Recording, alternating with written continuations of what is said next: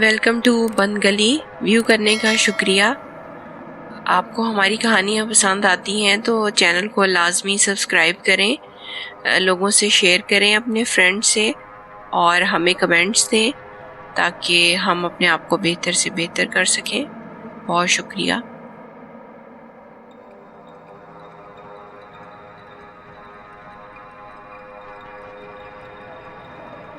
میں چوکیداری کرتا تھا. میرے پاس ایک ٹارچ، ایک سیٹی اور ایک سائیکل ہوتی تھی. میں اس پر 2 محلوں میں پھرتا اور سیٹی بجاتا تھا. اس سے لوگوں کو کچھ تسلی ہوتی کہ کوئی نگرانی کر رہا ہے، اور میں مہینے بعد ان سے کچھ پیسے وصول کر لیا کرتا تھا. میری گزر بسر ایسے ہی ہوتی تھی. اس رات کی ڈیوٹی کے دوران میرا ٹاکرا بہت بار بہت سی مافوق الفطرت چیزوں سے ہوتا تھا. یہ چیزیں مختلف شکلوں میں ظاہر ہوتی. ان کا پسندیدہ مقام درخت، غیر آباد گھر، بسیدہ عمارات وغیرہ ہوتا تھا. یہ آپ کو خوفزدہ کرنے کے لیے کہیں سے بھی اچانک نمودار ہونا پسند کرتی تھی. ایسی ہی ایک رات تھی. میں نے اپنی سائیکل روکی کیونکہ اس کی چین اتر گئی تھی. یہ ایک غیر آباد گھر تھا جس کی مالکن کچھ سال پہلے مر گئی تھی. چین ٹھیک کرتے ہوئے میری نظر پڑی تو کوئی کھڑکی سے مجھے دیکھ رہا تھا. اس کے بال کھلے تھے اور وہ نوکیلے دان نکال کر مجھے دیکھ رہی تھی. مجھے لگا یہ وہی مری ہوئی عورت ہے. منظر بہت بھیانک تھا. میرے جیسا تجربہ کار شخص کانپ گیا. میں نے نظر ہٹا لی. چین ٹھیک کرنے کی کوشش کرنے لگا. اب ہاتھ کانپ رہے تھے اس لیے کام نہیں ہو رہا تھا. میں نے ہمت کی، جلدی سے چین ٹھیک کی اور بالکل دوبارہ ادھر نہیں دیکھا، اور سائیکل چلاتے ہوئے وہاں سے کچھ دور نکل گیا. تھوڑی دیر میں حواس بحال ہو گئے. میں نے سیٹی بجانی شروع کر دی. اس محلے سے چکر مکمل ہو گیا تھا. اب میں دوسرے محلے کی طرف نکل گیا. دوسرے محلے میں ایک چھوٹا سا پارک تھا. اس کے سامنے سے گزرتے ہوئے میں نے دیکھا کہ اس کا دروازہ کھلا ہوا ہے. یہ دروازہ رات کو بند ہوتا تھا. چھوٹا سا لکڑی کا دروازہ تھا جو لکڑی کی باڑ کے ساتھ لگا ہوا تھا. میں سائیکل سے اترا اور اسے بند کرنے لگا. دیکھا درخت کی موٹی سی تقریباً 10-12 فٹ اونچی شاخ پر وہی عورت لیٹی ہے. اس کے بال زمین کو چھو رہے تھے. اس کے بازو بھی زمین تک پہنچے تھے. وہ اپنے بالوں سے کھیل رہی تھی اور مجھے دیکھ رہی تھی. یہ سب میں نے ٹارچ کی روشنی میں دیکھا اور اس منظر کا خوف دگنا چگنا ہو گیا. میں نے دوبارہ اس کی طرف نہیں دیکھا. واپس مڑا. دل پورے جسم میں دھڑک رہا تھا. میں نے پارک کا دروازہ بند کیا اور سائیکل پر پارک سے دور نکل گیا اور آباد گھروں کے پاس جا کر اپنی سانسیں برابر کی. ہم سب کزن ایک شادی کے لیے اکٹھے تھے. جب سب تھک ہار کر سو جاتے تو ہم چھت پر جا کر ساری رات گپیں لگاتے اور تاش وغیرہ کھیلتے. ایک ایسے ہی دن ہم رات کے 1 بجے چھت پر گئے. چھوٹے گھروں کی چھتیں بہت اونچی ہوتی ہیں اور سارے گھر چھت سے ایک دوسرے سے ملے ہوتے ہیں. ہم نے چھت پر جا کر تاش کھیلنا شروع کر دیا. ایک بلی ہمارے پاس ادھر ادھر پھرنے لگی. کسی نے توجہ نہیں دی. بلی کا چھت پر ہونا نارمل تھا. تھوڑی دیر میں وہ میری گود میں آ کر بیٹھ گئی. میں کچھ حیران ہوا. سب نے مذاق کیا. لگتا ہے تم کچھ زیادہ ہی پسند آ گئے ہو. میں نے اس پر ہاتھ پھیرا. مجھے کچھ عجیب سا لگا. میں ڈر گیا. میں نے اس کو پیچھے کر دیا. سب نے کہا پالتو ہے شاید اسی لیے ایسا کر رہی ہے. جب میں نے اسے پیچھے کیا تو بلی نے مجھے دیکھا جیسے ناراض ہو گئی ہے اور دیوار پر چڑھ گئی. وہ بالکل کالے رنگ کی بلی تھی جس کی آنکھیں سبز تھیں. وہ مجھے دیکھ کر دیوار سے دوسری طرف پھلانگ گئی. مجھے عجیب سنسنی سی محسوس ہوئی مگر میں سر جھٹک کر اپنی گیم میں مشغول ہو گیا. اچانک چیں چیں کی آوازیں آنے لگی. ہم سب نے سنی. ہم سب دوستوں نے کھڑے ہو کر دیکھا تو دوسرے گھر کی چھت پر ایک لوہے کا جھولا تھا اور اس پر ایک بچی بیٹھی تھی. اس کے چہرے پر بال ایسے پڑے تھے کہ پتہ نہیں لگ رہا تھا کہ اس کا منہ کس طرف ہے. وہ آہستہ آہستہ جھولا لے رہی تھی اور جھولا مسلسل چیں چیں کی آوازیں نکال رہا تھا. ہم سب نے ایک دوسرے کو دیکھا. رات کے 3 بجے یہ بچی جھولا لے رہی ہے. بڑی عجیب سی بات تھی. ایک دوست نے آواز لگائی، بیٹے اس وقت اوپر کیا کر رہی ہو؟ جاؤ سو جاؤ شاباش. اس نے جواب نہیں دیا، ایسے سر ہلایا کہ بال چہرے سے ہٹے۔ اس نے مجھے دیکھا، اس کی آنکھیں بالکل اس بلی جیسی سبز تھیں اور اس نے کالا لباس پہنا ہوا تھا۔ کسی کو سمجھ آئی ہو یا نہ آئی ہو، مگر مجھے لگا کہ یہ وہی بلی ہے۔ میں وہاں سے ہٹ کر نیچے بیٹھ گیا۔ میں نے سر پکڑ لیا۔ دوست میری طرف متوجہ ہو گئے۔ چین چین کی آوازیں آنی بند ہو گئیں اور دیوار پر وہی بلی آ کر میاؤں میاؤں کرنے لگی۔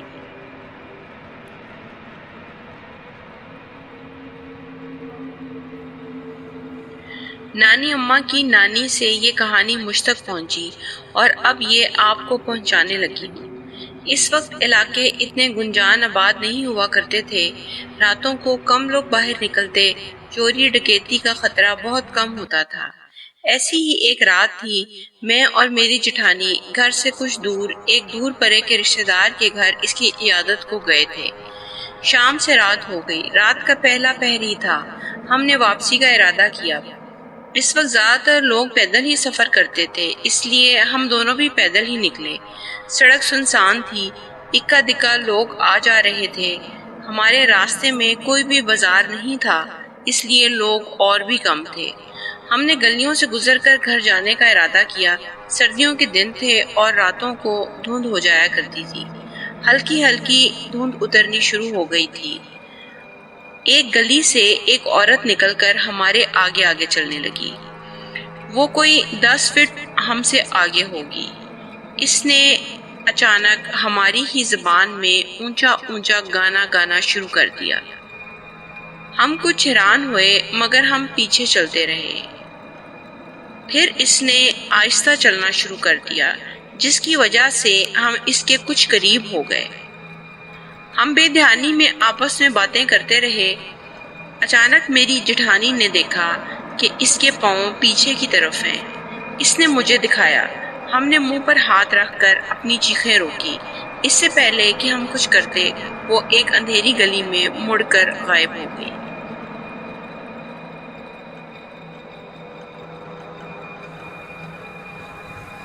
ریلوے اسٹیشن میرے گاؤں سے فاصلے پر تھا۔ ٹکٹ خریدنے کے بعد اتنے پیسے نہیں بچے تھے کہ کسی سواری سے اسٹیشن تک جا سکوں۔ گاڑی صبح 6 بجے نکلنی تھی، چنانچہ میں نے 1 گھنٹے کا پیدل سفر کرنے کا پلان کیا۔ میرے پاس ایک ہلکا سا شولڈر بیگ تھا۔ میں احتیاطاً 4:30 بجے گھر سے نکلا۔ اگر مسلسل چلنا مشکل ہوا تو راستے میں کچھ دیر سستا لوں گا۔ ہمارے گاؤں سے اسٹیشن کے راستے میں بہت سنسان جگہیں آتی تھیں جو کبھی آباد نہیں ہو سکی۔ اس کی وجہ یہ تھی کہ لوگوں نے بلا وجہ ہی بہت سی کہانیاں مشہور کی ہوئی تھیں جن کا تعلق تقریباً تمام مافوق الفطرت چیزوں سے تھا۔ لوگ یہاں بسنے سے ڈرتے تھے۔ ہمارے گاؤں کے ہر شخص کے پاس اپنی ایک سنسنی خیز کہانی تھی، مگر آج سے پہلے میرے پاس کسی کو سنانے کے لیے کچھ نہیں تھا۔ مگر پھر میں نے یہ سفر کیا۔ چلتے ہوئے تقریباً 40 منٹ ہو چکے تھے۔ میرے ہاتھ میں ایک ٹارچ تھی جس کی روشنی صرف اس رستے پر پڑ رہی تھی۔ چاند کی تھوڑی ہلکی ہلکی روشنی بھی تھی۔ ہر طرف اندھیرا تھا، ارد گرد بہت اندھیرا تھا۔ میں تھک گیا، تھوڑا رکنا چاہ رہا تھا۔ میں نے ٹارچ گھما کر دیکھا۔ میں اس وقت راستے میں آنے والے قبرستان سے گزر رہا تھا۔ یہاں رکنا مناسب نہیں، میں نے سوچا۔ اس سے بھی آگے کچھ بیٹھنے کے ٹوٹے پھوٹے بینچ وغیرہ پڑے تھے، یہاں بیٹھ جاتا ہوں۔ کچھ دیر میں نے سوچا، پہلے ٹارچ سے ارد گرد کا جائزہ لیا۔ کچھ ٹوٹے پھوٹے بینچ تھے، ماحول بہت پراسرار تھا، مگر میں خود کو ضرورت سے زیادہ نڈر سمجھتا تھا۔ ابھی 20 منٹ کا رستہ رہتا تھا، مگر کافی وقت پڑا تھا۔ اس وقت 5:15 ہوئے تھے، سردیاں تھیں، پچھلی رات برف باری بھی ہوئی تھی، شاید کہیں کہیں برف بھی تھی۔ سورج نکلنے میں بہت وقت تھا ابھی۔ میں نے ٹارچ سے ارد گرد دیکھ لیا تو اسے کچھ دیر کے لیے بند کر دیا۔ ہاٹ باٹل سے کافی کے آہستہ آہستہ گھونٹ لینے لگا۔ اچانک مجھے عجیب سی گھبراہٹ ہونے لگی، جیسے کوئی ہے۔ قریب سرسراہٹ کی آواز آئی۔ میں نے نادانستہ ہی پاؤں اوپر رکھ لیے، کہیں سانپ نہ ہو۔ ٹارچ جلائی تو سامنے کچھ نظر نہ آیا۔ سرسراہٹ کی آواز پھر آئی۔ ٹارچ گھماتے ہوئے لگا کہ سائیڈ والے بینچ کے نیچے کچھ پڑا ہے۔ میں اٹھا نہیں، وہیں جمع رہا۔ ٹارچ اچھی طرح ہر طرف گھمائی تو دیکھا وہاں کوئی شخص ہے۔ وہ کہ اس منظر سے مرنے کی حد تک خوفزدہ ہو گیا، مگر پھر بھی اٹھا اور ذرا پاس گیا۔ کوئی شخص اوندے منہ گرا تھا۔ یہ پہلے تو نہیں تھا، میں بڑبڑایا۔ اس کے چہرہ ایک سائڈ پر تھا، رنگ بالکل زرد تھا، آنکھیں کھلی اور بے نور تھیں اور اتنی سفید تھیں کہ ٹارچ کی روشنی میں چمک رہی تھیں، اور وہ میری طرف ہی تھی۔ سنسنی میری ریڑھ کی ہڈی میں محسوس ہوئی۔ میں سچ کہوں گا، میں نے اسے ہاتھ نہیں لگایا، خوف سے وہاں سے بھاگ گیا۔ 20 منٹ کا فاصلہ 10 منٹ میں طے کیا۔ اسٹیشن پر چہل پہل تھی۔ ایک جگہ بیٹھ گیا۔ دل خوف اور بھاگنے سے بے قابو تھا۔ پتہ نہیں کون تھا، کوئی 50 کے لگ بھگ خوش شکل سا آدمی تھا، جس کا اونچا لمبا قد تھا کیونکہ وہ بینچ سے لمبا تھا۔ اس کے چہرے کی ویرانی اور آنکھوں کی بے نوری کا سوچ کر کپکپی طاری ہو گئی۔ ذہن کو جھٹکا اور گھڑی دیکھی۔ 10 منٹ رہ گئے تھے۔ میں نے اپنا ڈبہ ڈھونڈا اور ٹرین میں سوار ہو گیا۔ بہت ساری سیٹیں خالی تھیں، لوگ کم تھے، شاید 10 منٹ تک آ جائیں گے۔ 10 منٹ تقریباً گزر گئے۔ 2-4 لوگ ہی آئے اور ٹرین چلنے کے بگل بجنے لگے۔ میں تھوڑا ایزی ہو کر بیٹھ گیا کیونکہ تقریباً 6 گھنٹے کا سفر تھا۔ ٹرین میں لائٹیں جل رہی تھیں۔ اچانک فلکچویشن ہوئی، لائٹ چلی گئی، مگر چند لمحوں میں ہی آ گئی۔ ٹرین چل چکی تھی۔ میری برابر والی سیٹ پر آ کر ایک شخص بیٹھ گیا۔ میں اپنے خیالات میں گم تھا، کچھ حیران ہوا کہ ٹرین چلنے کے بعد یہ کیسے آ گیا۔ ابھی سوچ ہی رہا تھا کہ اس نے کچھ کہا۔ میں نے اس کی طرف دیکھا اور شدد رہ گیا۔ یہ تو وہی شخص ہے جس کی لاش میں نے کچھ دیر پہلے دیکھی تھی۔ وہ بہت میٹھے انداز سے مجھے دیکھ رہا تھا اور مسکرا رہا تھا۔ اس نے کہا، کیا آپ بھوتوں پر یقین رکھتے ہیں؟ میں نے مکینیکلی انداز میں نفی میں سر ہلایا۔ اس وقت میری حالت یہ تھی کہ چلتی ٹرین سے چھلانگ لگا دوں، بے شک مر جاؤں، مگر ہم سفر یہ نہ ہو۔ وہ پھر مسکرایا۔ وہ مسلسل مجھے دیکھ رہا تھا۔ شدید سردی میں میرے ماتھے کا پسینہ چہرے پر آنے لگا۔ میں نے منہ سیدھا کر لیا۔ سامنے والے مسافر نے کہا، بھائی کیا ہوا ہے، کس سے باتیں کر رہے ہو؟ میں مزید کام گیا، یہ کسی اور کو نظر نہیں آ رہا۔ لائٹ پھر فلکچویٹ ہوئی اور چلی گئی۔ چند لمحوں بعد آئی تو میں نے دیکھا میرے برابر کوئی نہیں تھا۔ ہاں، اب میں بھوتوں پر یقین کرتا ہوں، میں بڑبڑایا۔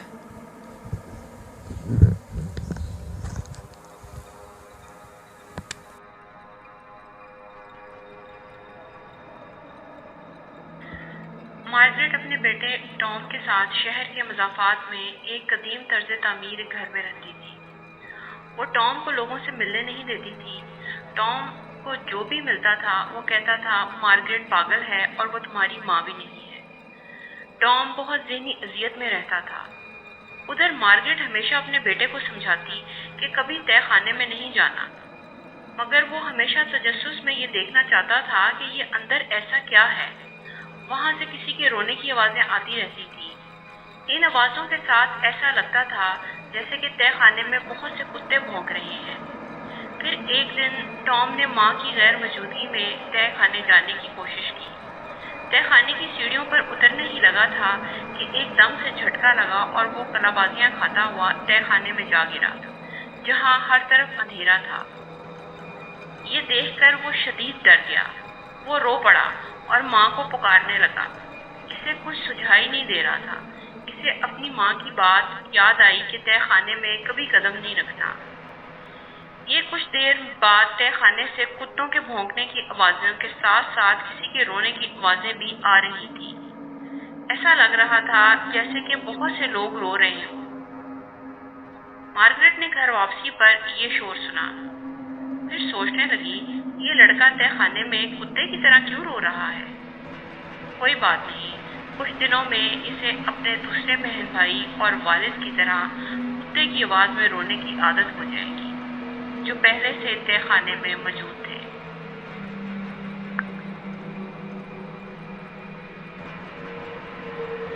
سائمن کو بچپن ہی سے اس کرسی پر بیٹھنا جھولنا پسند تھا، جس کے بارے میں مشہور تھا کہ اس پہ کوئی بھوت یا پھر شیطان موجود ہے۔ یہ کرسی تہہ خانے میں پڑی رہتی تھی، جو کہ ہر وقت راک کرتی رہتی تھی۔ یہ پرسرار کرسی سائمن کے دادا کے وقتوں کی تھی۔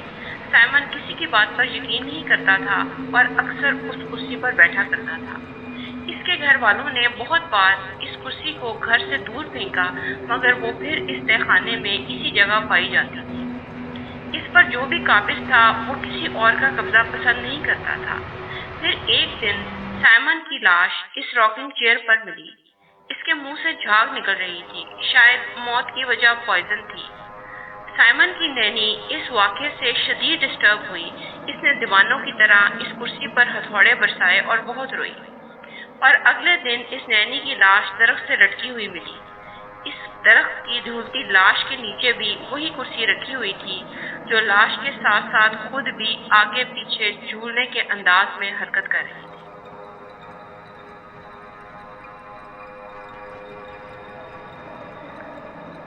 کلارک کاؤنٹی کے مقامی لوگ اینڈرسن کے مکان کو اچھی طرح جانتے تھے۔ کسی زمانے میں یہ ایک پر رونق جگہ تھی، مگر پھر سالوں بعد اس مقام میں کوئی عبادت نہیں رہا، جس کی وجہ عجیب و غریب واقعات تھے جو اس مکان کے تہہ خانے میں رونما ہوا کرتے تھے۔ تہہ خانہ کافی عرصہ بند پڑا رہا تھا۔ اسے مہمانوں کے لیے گیسٹ روم میں تبدیل کیا گیا، جس کے بعد ہی اس مقام میں پرسرار واقعات ہونے لگے۔ سب سے پہلے ایک دم آگ بھڑک اٹھتی، ہر جانب دھواں سا پھیل جاتا، پھر ایک دم ریل گاڑی کی گرجتی ہوئی آواز سنائی دینے لگتی۔ اینڈرسن یہ آوازیں سن کر جاگتا، مگر گھر میں ہر سو تاریکی ہوتی۔ پھر ایسا ہر رات ہونے لگا۔ اس کی راتوں کی نیند غارت ہو گئی۔ وہ رات بھر جاگتا۔ اس نے تہہ خانے سے پرسرار دھوئیں نکلتے دیکھے، جو تہہ خانوں کی دیواروں میں سے نکلتے اور پورے مکان پر پھیل جاتے تھے۔ اس کی رگوں میں خون برف کی طرح ٹھنڈا ہو جاتا، مگر ریل کی آواز اور سیٹی ایک دم گونجتی اور پھر سناٹا چھا جاتا۔ اس کی بیوی بیڈ روم سے اسے آوازیں دیتی، مکان کے کمرے اور دروازوں سے راکھ نما دھواں اڑنے لگتا اور اینڈرسن اس میں نیم بے ہوش سا ہو جاتا۔ ایسا کچھ وقت کے لیے ہوتا اور پھر ہر چیز آہستہ آہستہ نارمل ہو جاتی۔ پھر ایک رات اس کے بیڈ روم کے لکڑی کے دروازے سے خون کی بوندیں ٹپکنے لگی، یہاں تک کہ اگلی رات اس کی بیوی کی لاش تہہ خانے میں پائی گئی۔ اینڈرسن نے یہ جب منظر دیکھا تو پاگل سا ہو گیا۔ اگلی رات وہ بھی پرسرار انداز میں غائب ہو گیا۔ پھر ایک دن چارلز کی نظر ہائی وے کے راستے میں اینڈرسن اور اس کی بیوی پر پڑی۔ اس کا کہنا تھا سناٹے میں دونوں سڑک کے ساتھ ساتھ چلتے دکھائی دے رہے تھے۔ اس نے اپنی کار روکی، مگر اس وقت وہ غائب ہو گئے۔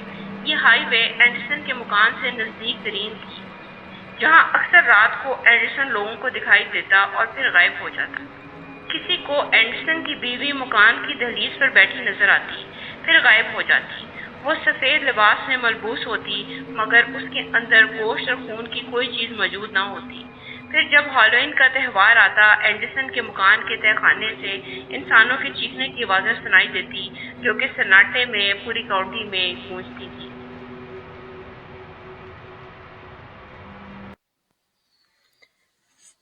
میری جڑواں بہن مجھے بہت تنگ کرتی تھی۔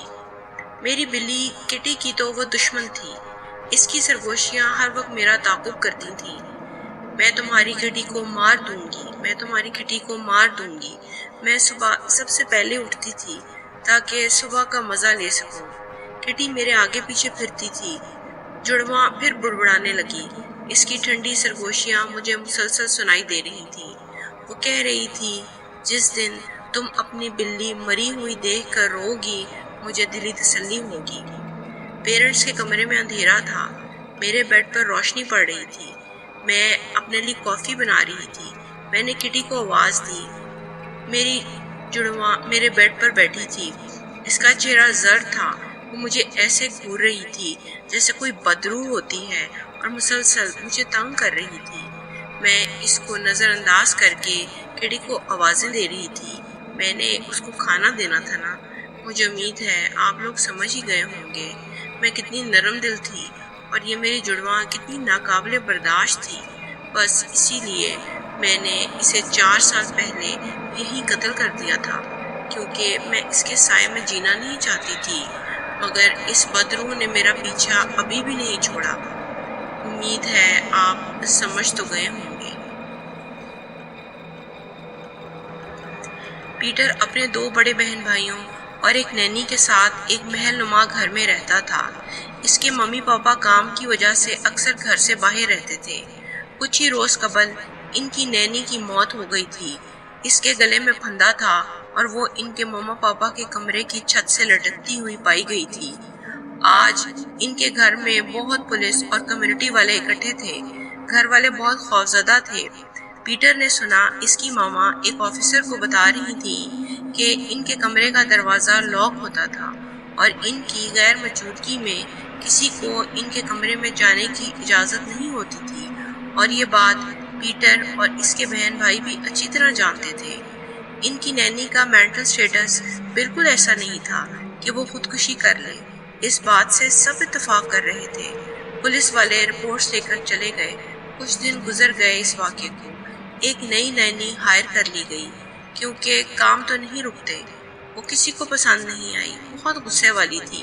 پیٹر اس کو نکلوانا چاہتا تھا، ممی پاپا اس کی سن نہیں رہے تھے۔ پیٹر نے اس کے کمرے میں کیمرہ لگا دیا تاکہ وہ کسی طرح اس کے کرول بیہیویئر کا ثبوت اپنے والدین کو دے سکے۔ ہیری پیٹر کا بڑا بھائی تھا۔ پیٹر نے سوچا آج جو بھی کیمرے سے پتہ لگے گا اس میں ہیری کو لازمی شامل کرے گا۔ اگلے دن اس نے ویڈیو میں دیکھا، آدھی رات کے بعد ہیری اس کے کمرے میں آیا۔ نینی سو رہی تھی۔ اس نے اس کے پاس کھڑے ہو کر کچھ کہنا شروع کیا۔ پیٹر کو آواز سمجھ نہیں آ رہی تھی۔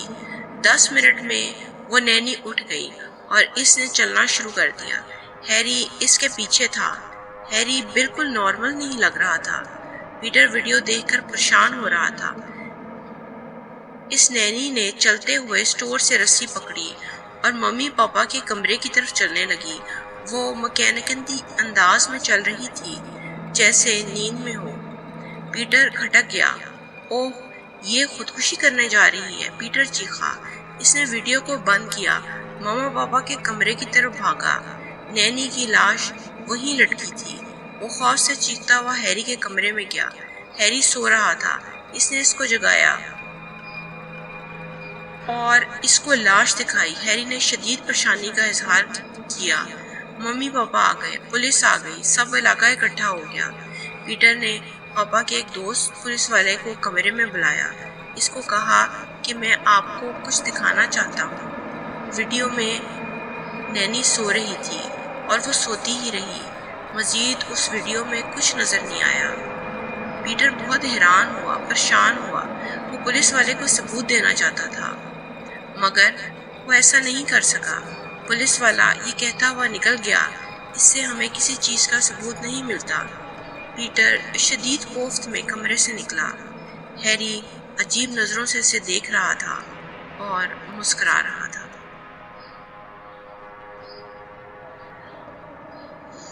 ایما اور کیتھی 2 بہنیں تھیں۔ وہ ایک ہی کمرے میں رہتی تھیں۔ ایما بڑی تھی مگر پھر بھی اکثر رات کو کیتھی کے بیڈ پہ آ جایا کرتی تھی، کیونکہ ایسا اس کا امیجنری دوست کہتا تھا۔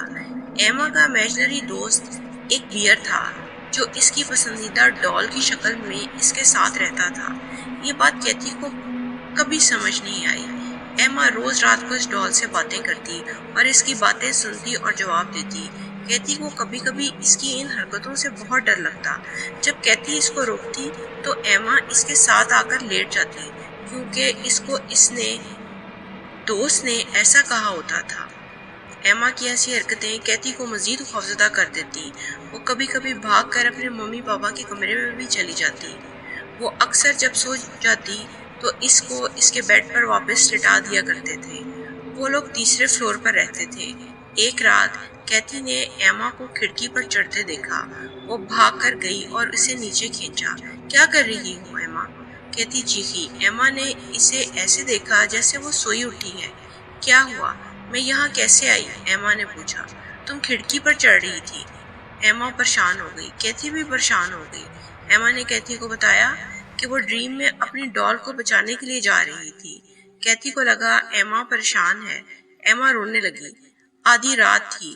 ایما اور کیتھی ایک ہی بیڈ پر لیٹ گئیں۔ کیتھی سو گئی۔ اچانک اس کی آنکھ کھلی۔ ایما اپنے بیڈ پر بیٹھی تھی۔ سامنے اس کی ڈال کھڑی تھی اور وہ یہ کہہ رہی تھی، اپنی بہن کو راستے سے ہٹا دو، یہ میری اور تمہاری دوستی کے درمیان میں رکاوٹ ہے۔